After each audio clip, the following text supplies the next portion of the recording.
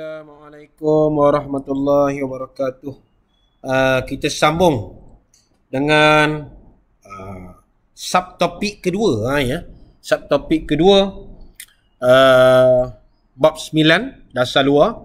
Tajuk kita pada kali ini ialah berkaitan dengan pelibatan.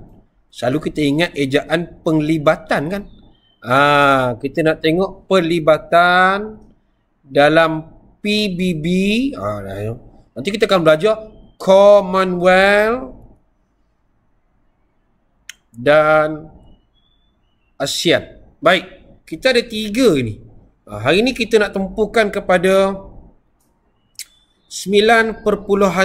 Dia kata menghuraikan pelibatan Malaysia dalam apa? Dalam PBB, Pertubuhan Bangsa-Bangsa Bersatu. Nama lama ialah Liga Bangsa. Jadi kalau pelajar tengok kita belajar yang ini kan, kita akan nampak lah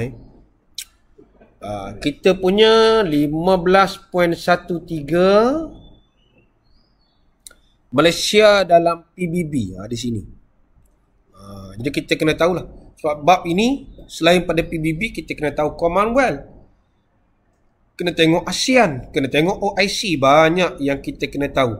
Dan sama juga bila kita sebut K, kemahiran, dia kebanyakan kemahiran ni kalau kita tengok, semua pelajar nampak kesan, kepentingan, apa kesan kepada negara. Bila sebut kepentingan, dah tentulah dari segi ekonomi, politik dan sosial. Next, kita akan masuk tentang pelibatan. Di sini pelibatan Malaysia tak ada di sini. Sepatutnya di sini ialah PBB. Tertinggal lah tu. Biasalah orang tua buat kerja kan. Okey, PBB. Okey, kita dah bincang sebelum ini berkaitan latar belakang. Hari ni kita nak pergi kepada PBB. Ini tengok balik video 9.1. Baik, bila sebut PBB, nampak nama lama Liga Bangsa. Dalam bab 3 tingkatan 4 ada sebut yang ini.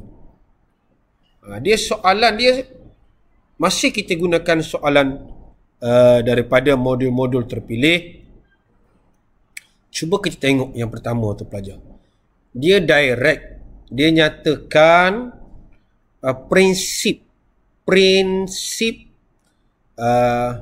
piagam PBB. Nyatakan ni kita berikanlah, kita senaraikan boleh. Prinsip markah 3.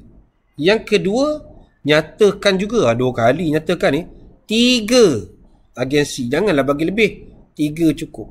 Okey, ada 3 markah. Okey, Keban, anda sebagai warga nasi muda, warga dunia, kita anda lah diminta bagi cadangan kepada pemimpin supaya keamanan ini berkekalan. Okey, ya ini markah 4. Kalau boleh kita nak pastikan apa? Negara dunia ni aman. Okey, kalau kita tengok prinsip dia pelajar. Okey, kita tengok dulu buku teks yang ini. Buku teks kita tengok cikgu, prinsip di mana kita nak ambil matlamat dia. Kita nampak di sini. Malaysia dalam PBB. Nampak jelaskan 4 perkara yang didukung. Inilah kita nak jawab. Bukan didukung, dukung. Kita nampak sini mendukung piagam, menegakkan penuh piagam PBB. Ini kita nak tahu. Prinsip di sini cikgu ya. Dia tak sebut prinsip. Ini agensi yang terlibat. Tengok sumbangan. Okey, good. Cukup. Ada tak jawapan itu di sini? Ada, pelajar. Cikgu dah letak dah anak panah dia. Nampak tu? 1. Mana? Prinsip piagam PBB. Dah di-highlightkan antara jawapan yang pelajar perlu pilih. Ingat prinsip kita ni ialah menegakkan hak asasi. Cikgu tulis dalam bentuk point pelajar mungkin jawab dalam bentuk ayat lah. Menegakkan hak asasi. Kita ambil point dia. Hak asasi manusia. Di sini kita apa? Yang mana kita ni ada huraian dia. Tidak membezakan kaum, jantina, bahasa. Di sini dapat 2 markah. Pelajar boleh mesrakan dengan dasar appetite. Okey, dia nak 2. Hormat, menghormati, 2H. Hormat, menghormati. Kita hormat negara orang hormat negara kita. Jangan kita ambil wilayah orang macam jadi pada negara Israel. Jangan kita ambil hak orang. Contohnya merebut kepulauan yang hari ini masih menjadi rebutan. Nanti kita akan belajar nanti. Dan yang ketiga itu ialah tidak campur tangan.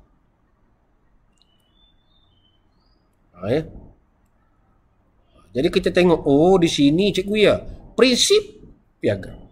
Okey, nyatakan 3 agensi PBB yang disertai oleh Malaysia. Dia nak pendek, tapi kadang-kadang ejaan ini juga kita boleh salah lah. Agensi yang kita terlibat. Saya tak tahu yang ni cikgu. Nampak? Kita terlibat dengan mana? UNESCO, kita terlibat dengan WHO. Ini nampak di sini. Pelajar tengok nombor 2 ni. UNESCO, WHO. Baik, satu lagi. Kita nampak, cikgu, baru ada 2. Baru ada 2 di sini. Tapi sebenarnya dalam nota kita, dia bersambung. Kalau pelajar tengok, dalam nota ini dia bersambung. Sini ada tak ada? Okey, kita tengok sini. Kita ada UNESCO, WHO, UNHCR. Ini yang berkaitan dengan pelarian. Bawah tu tak ada lah. UNHCR. Ini berkaitan dengan UNESCO ni apa?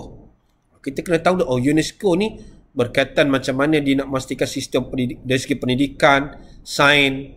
Yang paling mudah dia menjaga tapak warisan dunia lah. Contohnya Pulau Pinang, Lenggong dan sebab Melaka. WHO COVID ni lah, kesihatan dan sebagainya. Baik, kita tengok.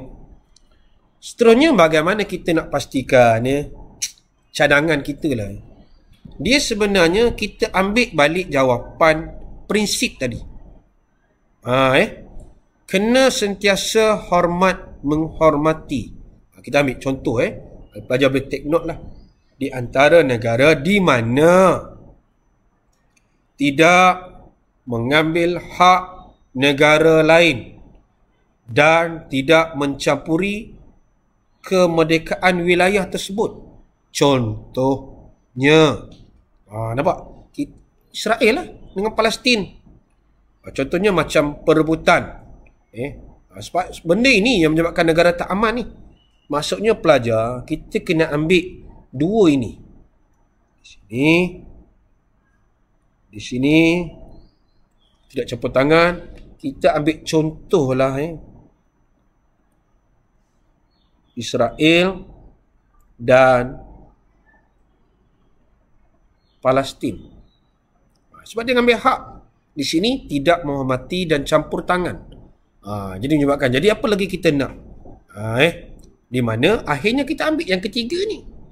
Kedua-dua ni yang paling penting sekali, kita kena hormat hak manusia walaupun berbeza dari segi agama, bangsa dan negara. Ketiga-tiga ini kita mesrakan. Barulah kita dapat faham. Oh yes. Kalau boleh, jawapan ini kita jawab dalam bentuk holistik. Baik, cuba kita tengok soalan dalam modul Ticket to Victory Negeri Perak. Nampak gambar Tun Dr. Ismail kan? Terangkan matlamat. Dia tanya sini matlamat. Malaysia dalam PBB.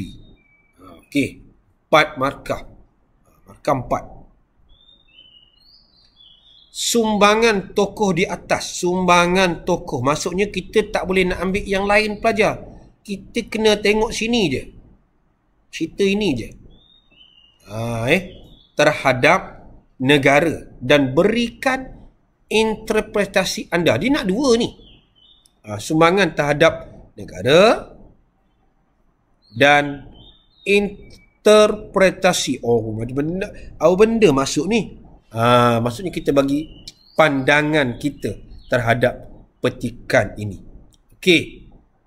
4. Jarang kita jumpa 4466 ni.